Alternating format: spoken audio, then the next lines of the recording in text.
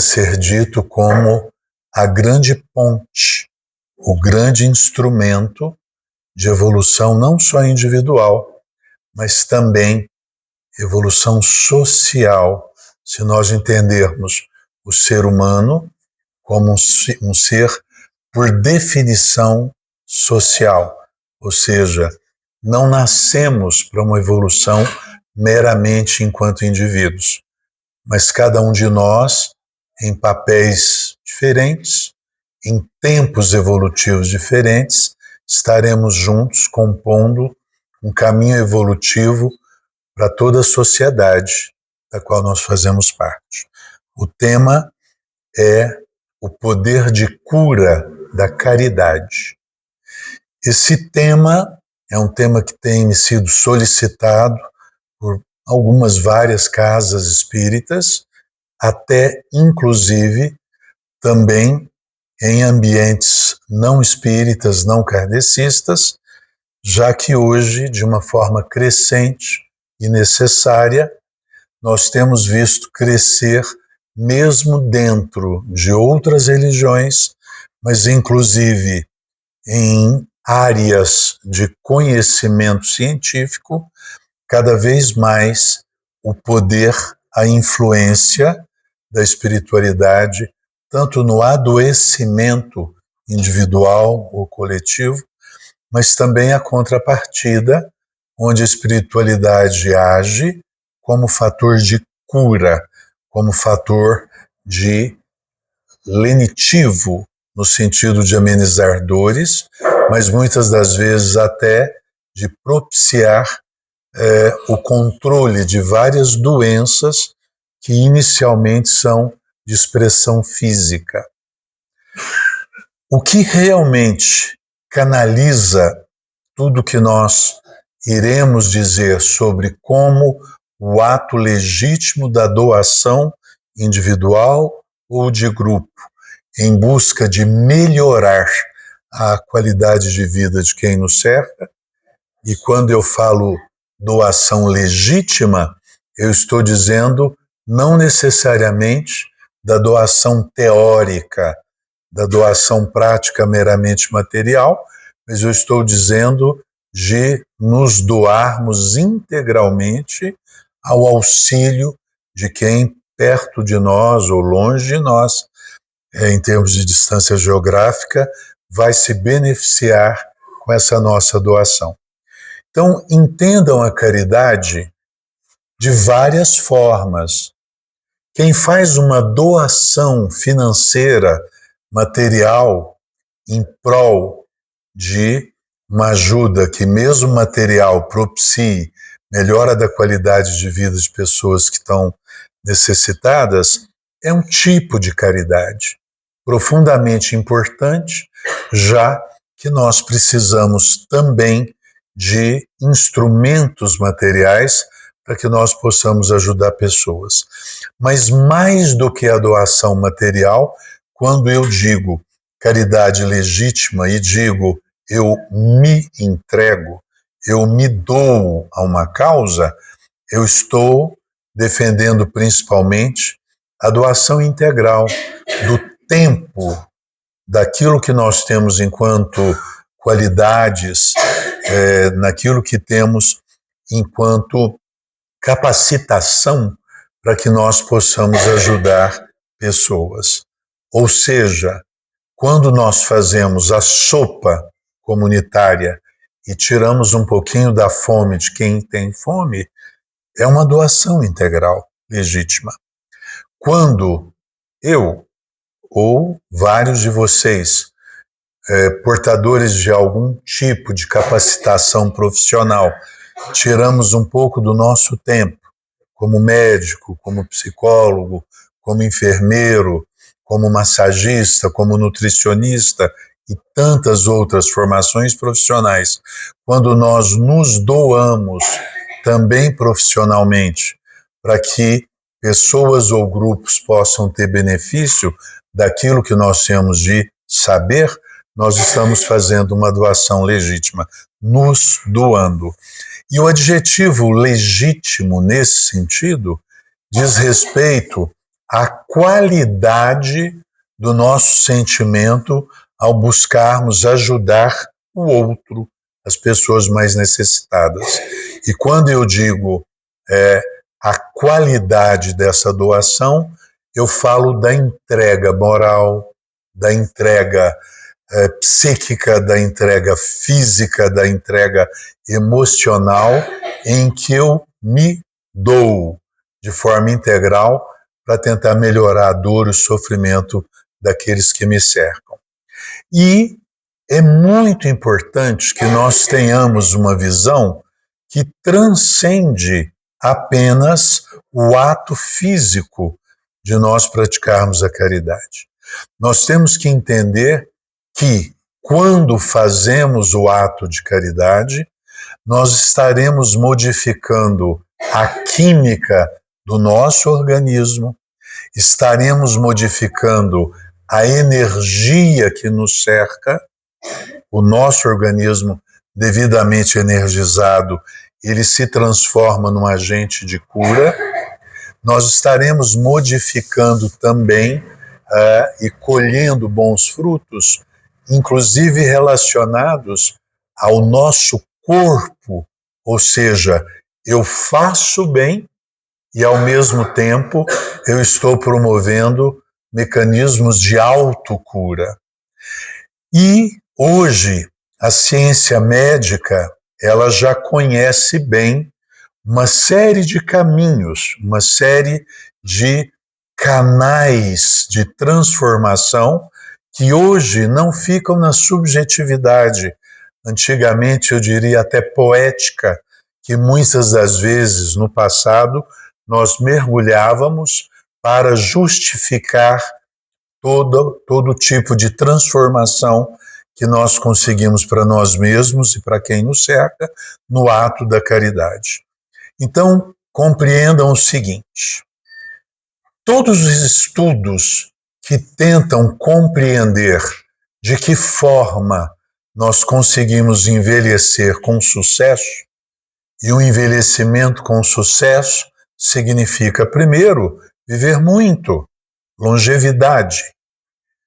Em tese, as pessoas que irão ter sucesso em longevidade, e eu estou falando por enquanto apenas do tempo de vida, são pessoas que poderão alcançar até os 140 anos de longevidade, de sobrevida. Segundo aspecto de envelhecimento com sucesso é que eu viva muito, mas que eu seja autônomo, que eu tenha independência de pensamento, poder pessoal de ir e vir, para que eu possa fazer a gestão da minha vida. E isso requer capacidades. Eu tenho que ter músculos fortes para poder caminhar, tanto perna como braço para eu poder trabalhar. Eu tenho que ter um cérebro enquanto intelecto íntegro, para que eu possa ter raciocínio, para que eu possa tomar decisões, para que eu tenha boa memória e, logicamente, para que eu emane bons fluidos. Então, entendam bem, acompanhando populações por mais ou menos 80 anos, populações acompanhadas desde o seu nascimento até o falecimento, vários critérios de longevidade com saúde foram estudados. Ou seja, o que mais influencia na minha capacidade de viver muito, viver bem e ser considerado um ser humano que envelheceu com sucesso? O que vocês acham? Seria importante o controle da pressão arterial? Sim, porque a pressão muito alta aumenta a chance, por exemplo, de derrame cerebral, de acidente vascular encefálico. A pressão alta aumenta a chance de infarto do miocárdio, do coração. Então, controlar a pressão é muito importante. Seria importante vacinas? O que vocês acham? Sim. Todas as populações que se vacinaram adequadamente, abrindo e fechando parênteses, Covid não sabemos, tá? nós sabemos que as populações devidamente vacinadas conseguem envelhecer melhor e vão mais longe, ok? Outros fatores importantes: controle da obesidade, controle do sedentarismo, controle do alcoolismo, controle do tabaco, do cigarro. Tudo isso, devidamente bem conduzido, nos leva a irmos mais longe e autônomos. Mas vocês saberiam dizer, de todos esses fatores listados nos 10 mais importantes, qual fator teve o maior peso, teve o maior poder de influenciar o fato de que algumas pessoas viveram mais e melhor? O mais importante: sociabilização. O mais importante que nos leva adiante com qualidade é a nossa sensação de sermos úteis para alguém. Entendem o que eu disse? Toda pessoa, ao longo do envelhecimento, que consegue, ao longo dos anos e anos, formar relacionamentos legítimos, e, além de relacionamentos legítimos, amizades sinceras e pessoas que em todas as etapas da vida conseguem ter sempre um senso pessoal de que eu tenho utilidade para alguém, ou seja, alguém precisa de mim, essa motivação, sem dúvida, faz com que nós consigamos chegar mais longe, tá? Todos estão conseguindo entender e ouvir? Ok. Então, entendam bem, é muito importante controlar a pressão, controlar a diabetes, controlar a obesidade, controlar sedentarismo, mas independente desses fatores, é muito importante que quanto mais cedo possível, todos nós, em qualquer momento da vida, que nós tentemos sempre investir em vínculos de relacionamentos interpessoais que sejam também legítimos, onde eu falo principalmente grandes amigos para a vida toda. E se nós conseguirmos isso, principalmente investindo num senso pessoal de utilidade, eu sou útil para alguém, eu faço diferença na vida de alguém, eu vou mais longe. E é aí exatamente que os estudos se aprofundaram e mostraram que pessoas que investem em grandes amigos, em grandes amizades, pessoas que investem em caridade, em ajuda ao próximo, e desenvolvem internamente uma produção maior de algumas substâncias que vão nos dar mais saúde física e mental. Entre essas substâncias, provavelmente vocês já ouviram falar de algumas delas. Todo mundo já ouviu falar de dopamina? Todo mundo já ouviu falar de serotonina? Todo mundo já ouviu falar de endorfinas? Quem não ouviu falar, apenas entenda o seguinte: quanto mais dopamina eu tenho, sem o uso de recursos ilícitos. Então, não estou falando de drogas, estou falando da dopamina endógena, produzida por mim mesmo. Quanto mais dopamina eu tenho, mais eu tenho com a vida prazer. A dopamina é o neurotransmissor do prazer, prazer de viver, prazer de me sentir útil, prazer de cuidar de mim e de cuidar do outro. Quem produz mais serotonina tem mais alegria, mais vivacidade e mais capacidade de enfrentamento de dificuldades.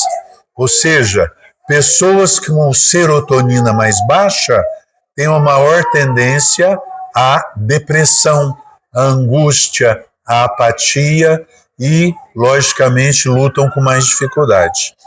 Por último, quem também produz mais endorfinas são pessoas mais resistentes tanto à dor física como à dor psíquica também.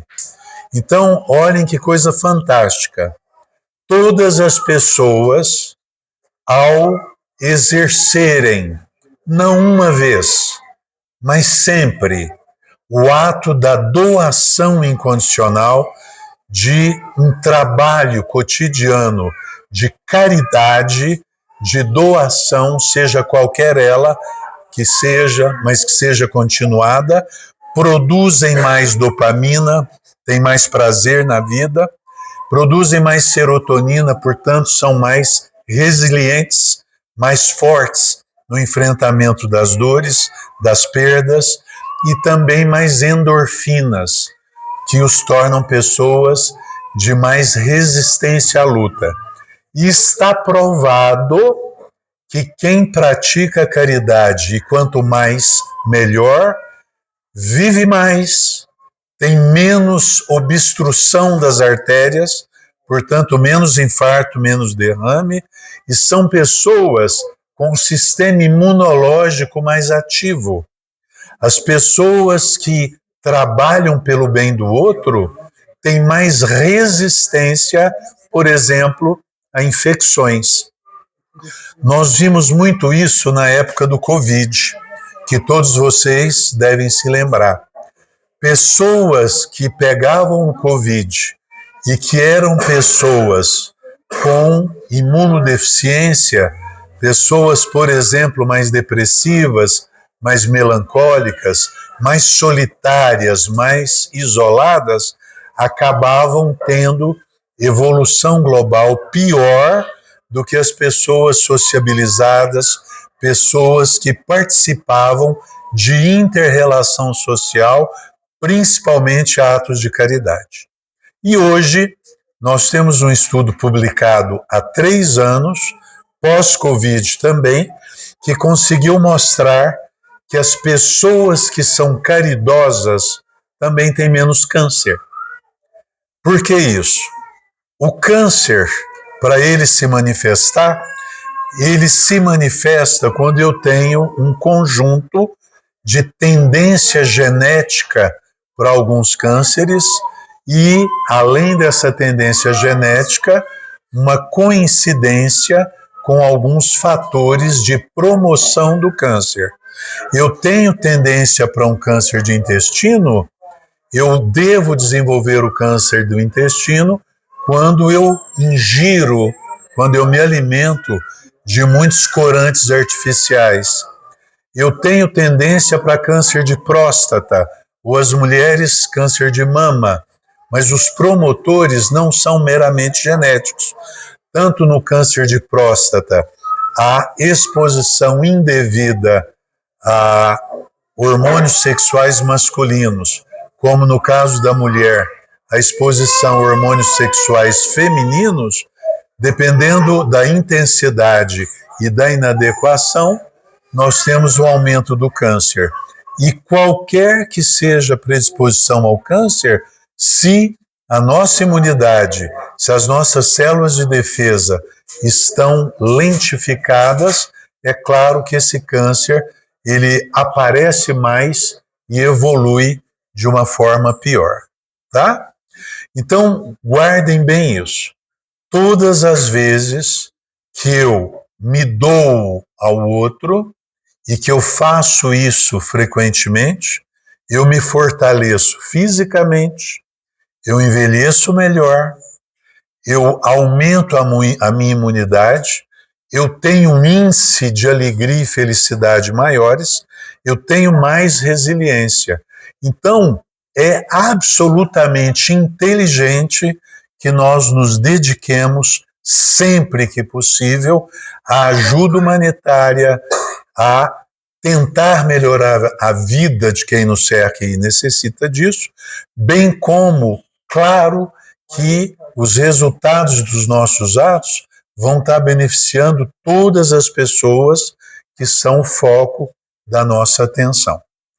E Que formas nós poderíamos, inclusive, propor para que a caridade seja feita? Nós temos muitas formas. Eu queria, inclusive, salientar que nós nunca podemos deixar de olharmos com o coração, com o olhar caridoso, para quem nos cerca, para a nossa própria família. É muito comum, às vezes, nós nos identificarmos com a caridade para pessoas, populações, povos que estão muito carentes, inclusive muitos abaixo do nível de miséria, e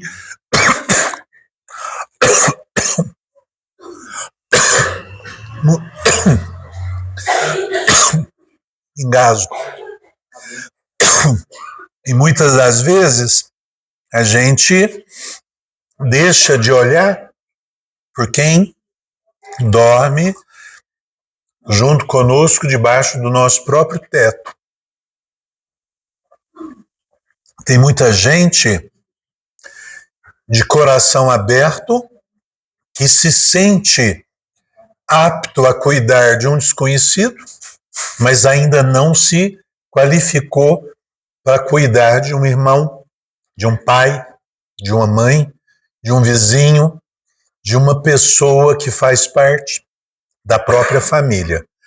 Então é muito clara a situação de que evolutivamente nós nunca podemos deixar de cuidar de nós mesmos, de quem nos cerca, e num processo de crescimento individual ou coletivo, que nós possamos estender todas as nossas orações, todas as nossas ações, inclusive físicas, materiais, para que nós possamos alcançar o maior número de pessoas, conhecidas ou desconhecidas, na nossa energia de caridade legítima.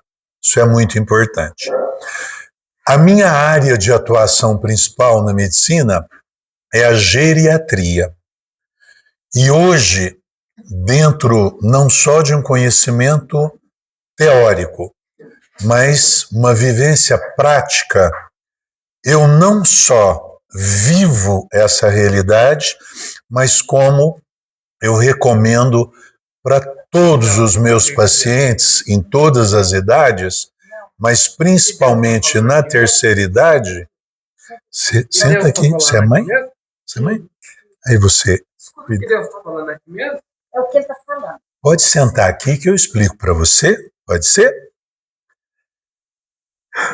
Uma das prescrições mais interessantes que viabilizam, principalmente a terceira idade, a se sentir saudável e produtivo, passa pela essência do conhecimento da caridade, que é o trabalho voluntário. De uma forma mais geral, a maioria das pessoas, quando aposenta, muitas das vezes na aposentadoria, principalmente nós homens, um pouco menos as mulheres, nós entramos no alto risco de desmotivação, de ócio, de tédio, e aumenta muito o índice de depressão, de transtorno de ansiedade generalizada, e um dos melhores tratamentos, seja preventivo ou já para tirar da depressão, da angústia, muitos idosos que se sentem ociosos, que se acostumaram a vida toda no trabalho e que a partir de um momento acordam de manhã, olham no espelho e perguntam: o que eu vou fazer hoje? Não tem nada para fazer.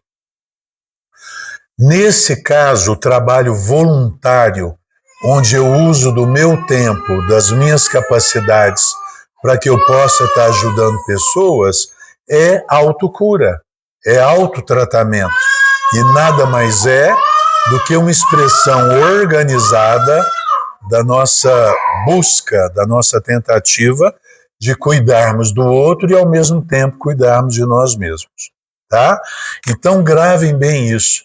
O trabalho humanitário, dentro de preceitos de voluntariado, é um grande remédio preventivo e muitas das vezes curativo para aqueles momentos em que nós nos sentimos aí ociosos e privados de um senso de utilidade.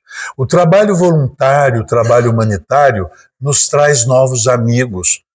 Muitas das vezes, nós somos, inclusive, de fato solitários na falta da família e vamos criar uma nova família, né, fazendo jus exatamente aos princípios de doação que regem todo tipo de comunidades sociais que se organizam para ajudar dentro das suas comunidades.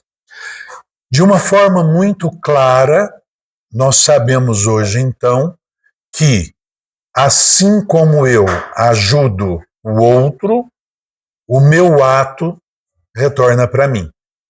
E, na minha prática médica, muitos pacientes que faziam uso de doses até elevadas de antidepressivos, de indutores de sono, de remédios para ansiedade, na medida em que foram substituindo a sua tristeza pela doação, nós conseguimos devagar, conseguimos de forma orientada, profissional, até suspender muitos desses medicamentos à medida em que a pessoa galga degraus, se eleva na sua capacidade de doação e de trabalho, ok?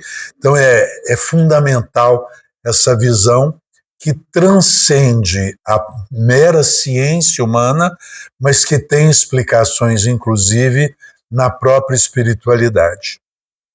Quando nós analisamos a influência da espiritualidade na eficácia, na eficiência, na capacidade transformadora da caridade, nós nos voltamos a todos os princípios kardecistas que, mesmo recebendo nomes diferentes em outras religiões, principalmente religiões cristãs, mas também no budismo, também no hinduísmo e tantas outras, nas crenças xamânicas, nós vamos entendendo sempre que espiritualmente existe uma grande lei universal.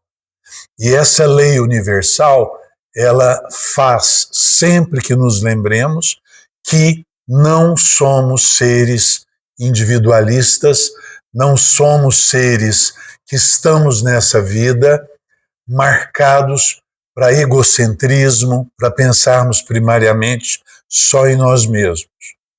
Espiritualmente, nós estamos aqui encarnados dentro de um propósito de humanidade. Nós não estamos encarnados dentro de propósitos individualistas, egocêntricos, em que a nossa evolução comece e termine apenas nos limites da nossa visão, da nossa compreensão sobre o nosso próprio prazer. Espiritualmente, todos nós vivemos desafios kármicos que são de sociedade, de populações.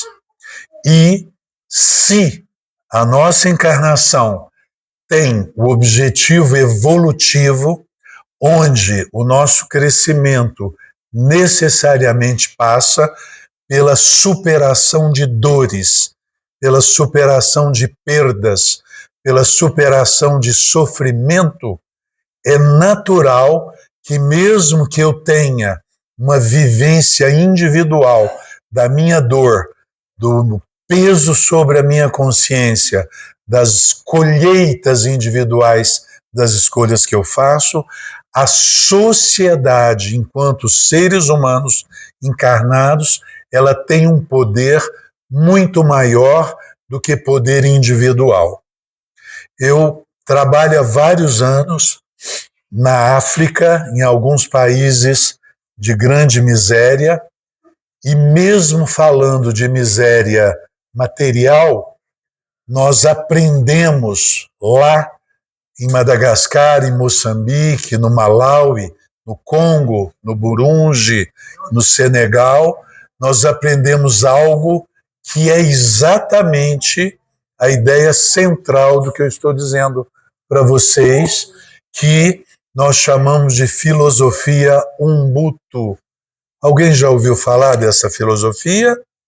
Tá, a filosofia Ubuntu, de uma forma simplificada, ela tira o poder do indivíduo enquanto desenvoltura na vida e as colheitas que vêm para o indivíduo, ela dilui em desafios de um grupo maior, de uma sociedade, de uma população, em que todos os sofrimentos ficam diluídos, há uma compensação de lutas de sofrimento entre várias pessoas que buscam um resultado comum, e é claro que aquele grupo social segue adiante mais fortalecido, muito acima do que apenas a soma de lutas individuais.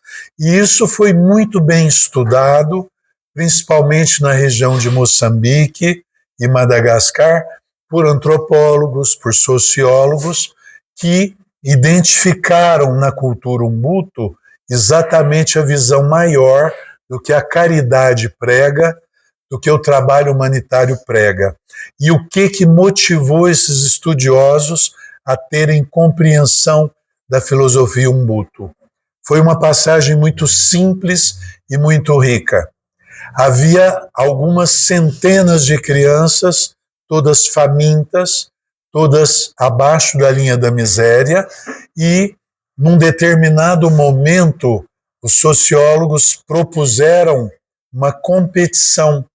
Colocaram as crianças um pouco uma ao lado da outra, no fundo de uma área, e fizeram uma competição. E colocaram, se as pessoas, as crianças corressem, aqueles que chegassem primeiro iriam ganhar comida. E o que surpreendeu os antropólogos? Que essas crianças, quando foi dada a partida, elas simplesmente, em vez de saírem correndo, eu vou ler depois, tá? Em vez delas saírem correndo para ganharem o seu prêmio, todas as crianças se deram a mão e foram todas juntas, de mão dadas, até o final daquele espaço de competição. E isso mostrou que, para os estudiosos, exatamente a base da filosofia Ubuntu. Ou seja, sozinhos a gente anda depressa, mas juntos nós vamos mais longe. Essa é a base da filosofia Ubuntu. Essa é a base do porquê que a caridade nos transforma. Quando eu tiro da minha dor força para ajudar contra a dor do outro, a energia boa vai e volta e isso expande.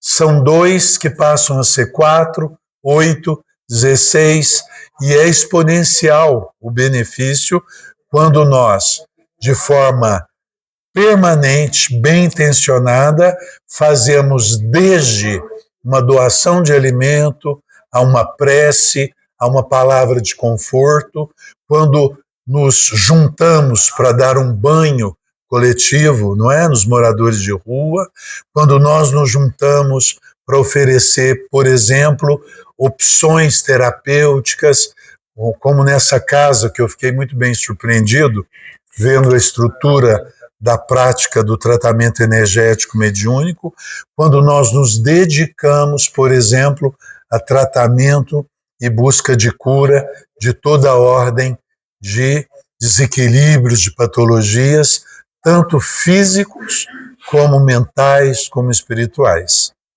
Vou deixar aqui.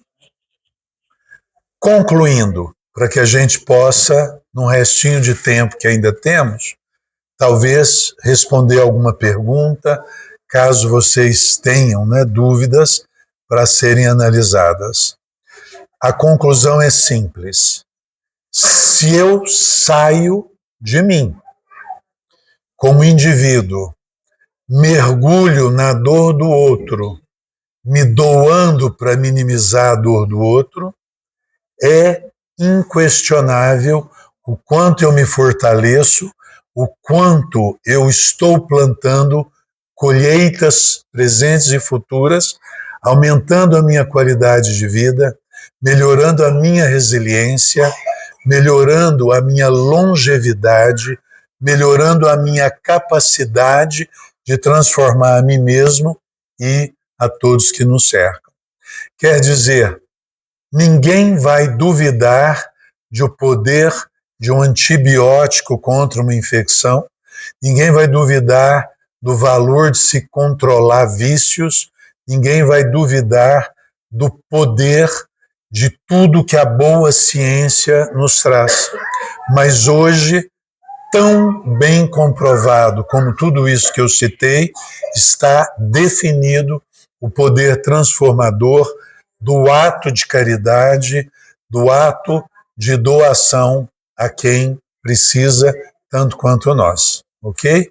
O que eu convido todos vocês é para que, diante dessa compreensão, que todos vocês possam, inclusive, fazer uma reflexão íntima, né?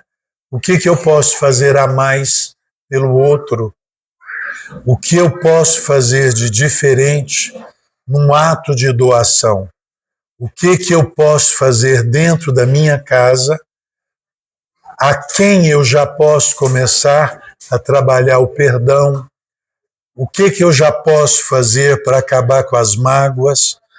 O que eu posso fazer de forma não só material, de bons fluidos também para as pessoas que têm necessidade? E vamos lá, uma manhã por semana, algumas horas por semana, se possível, até todos os dias.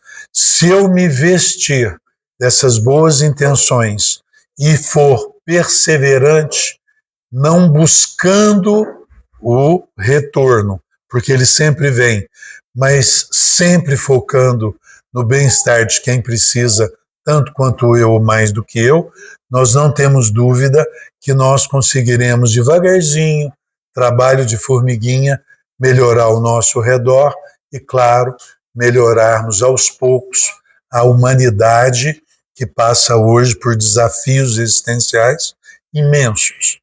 Queria lembrar vocês, nós estamos vivendo conflitos existenciais inúmeros, nós temos hoje mais de 17 focos de guerra civil e militar no mundo, nós temos desagregação econômica, nós temos desagregações políticas, nós temos, de forma grave, um distanciamento de Deus, temos uma perda cada vez maior do sentido de estarmos vivos, e é claro que isso, nos desagregando, se torna fonte de adoecimento.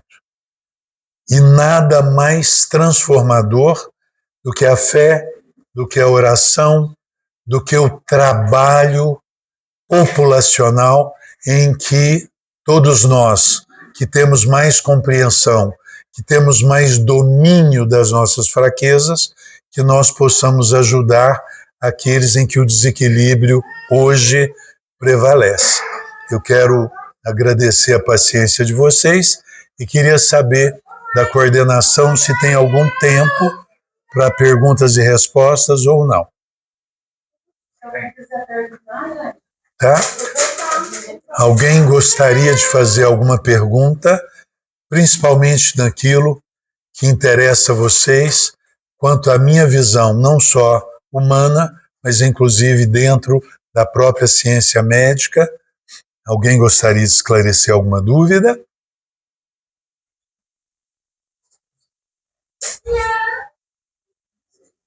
Tudo claro, então? Para os senhores explanassem um pouquinho, que através dessa vibração espiritual, nós conseguimos uma vibração nossa. Nós conseguimos essa vibração do nosso grupo de convívio e ela se estende por todo o planeta. Consequentemente, nós elevamos a vibração do planeta. por gentileza. Tudo que é vida, toda a vida, animal, vegetal, a vida é vibração. Vida existe porque existe vibração. Todos os seres vivos, e mesmo os seres inanimados, são formados por átomos, são formados por elétrons, e existe movimento vibratório. Todos os estudos, sejam estudos com base de ciência básica, mas também estudos de inspiração, estudos também realizados em planos superiores, já nos trouxeram grandes verdades do poder vibracional negativo e positivo, tendo poder de cura, tendo poder de agregação de energias do bem, e é claro que o que você coloca é algo profundamente maior, que se inicia na vibração molecular, que se inicia na vibração, inclusive, de animais, de plantas, de frutos, de flores, e que atinge no planeta Terra a vibração mais complexa no ser humano. A partir do momento que nós entendemos que o nosso corpo vibra dentro de um plano físico, mas com pontes de energia vibracional, espiritual, que se conecta conosco pelo próprio perispírito. E existem fluidos que fazem transformações lá e cá. Nós temos a certeza absoluta que o poder do passe mata a bactéria. O poder dos bons pensamentos, desde que fortalecido por uma fé verdadeira, cura o câncer. Nesse sentido, quanto mais vibração positiva, mais poder vibracional. Assim como nós temos karmas, que são karmas coletivos, todo mundo se lembra de guerras, de tsunamis, onde nós temos, vamos dizer, o assassinato coletivo, a morte por tragédia natural coletiva. O contrário é verdadeiro. Tudo de bom, de pensamentos bons, de ações boas voltadas para a evolução individual e de grupos sociais, resplandece, vibra muito além do que nós podemos perceber e transforma o mundo não só no plano visível, mas também em planos que estão bem perto de nós, mesmo que não sejam tangíveis, pelos sentidos que nós utilizamos, como o tato, a visão, a audição, paladar, olfato. Ou seja, a sua colocação ela é algo absolutamente correta e comprovada. Quanto mais amplitude, quanto mais pessoas se juntarem em boas vibrações no planeta, e é claro, desde que isso não fique só em teoria, mas em atitudes, em ações concretas, nós vamos sim conseguir reverter a, vamos dizer, tendência atual, caótica, que nada mais é do que uma grande provação kármica da Terra, do ser humano aqui encarnado, para que nós possamos crescer superando todos esses desafios. Os planos superiores, onde as paixões já foram vencidas, os planos superiores, onde não se briga por poder, nós temos uma vibração harmônica e pacífica. Mas antes que nós cheguemos até lá, nós temos que passar por etapas. E um grande instrumento de superação, de reencarnações em planos superiores, é exatamente a nossa capacidade humilde de entendermos que nós somos pequenas peças de um grande universo. Quando a gente entender como nós somos ao mesmo tempo tão pequenos, mas fazendo parte de algo tão grande, com certeza a gente vai ter mais poder de transformação. Vamos adoecer menos e vamos, quem sabe, também salvar mais do que pessoas, mas eu diria o planeta Terra como um todo. Ok? Você iria perguntar?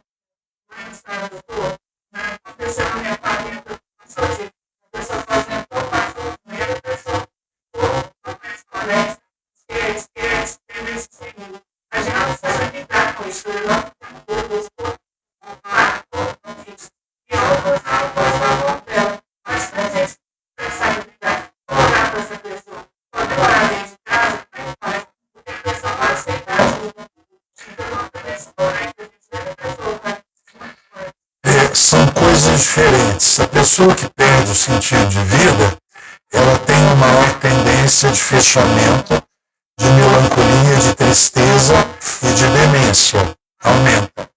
Mas quando a demência está instalada, e é um diagnóstico médico, tem que ter certeza, existem vários recursos para que ela possa se ressintonizar com a vida normal.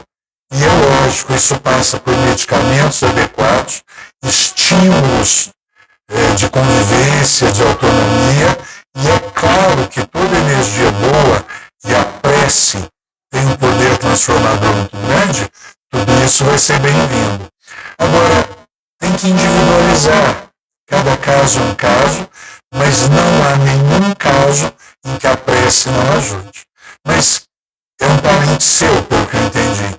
Essa pessoa tem que ser analisada por um profissional para ver se a medicação está adequada, se os estímulos de convívio também, para que ele possa passar por essa prisão, que é temporária. Claro, é dessa vida, né? Não que seja, digamos, infinita.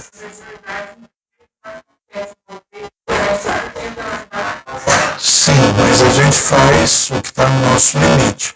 Talvez aquela pessoa, para esse momento, ela não tenha entendimento, compreensão, para ela poder usufruir desses benefícios. Né?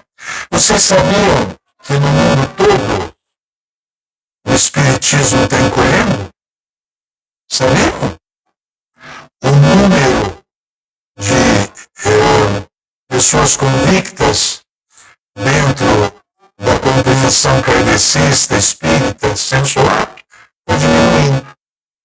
Estão crescendo de forma avassaladora as religiões de base cristã e também islâmica, mas que não têm a visão da reencarnação. É um desafio, né? Agora, isso tem um porquê? Tem. O tempo vai mostrar, e isso, em vez de nos deixar fragilizados, ao contrário, quanto mais convicções nós tivermos e podermos transformar positivamente, de forma pacífica, os incrédulos e os descrentes, maior vai ser o número de soldados do bem, né? Que sabem entender que nem toda colheita se faz aqui e agora. Isso é importante. Eu agradeço a paciência de vocês e passo a palavra para a coordenação da casa. Né? Tá bom? Muito obrigado. Eu que agradeço.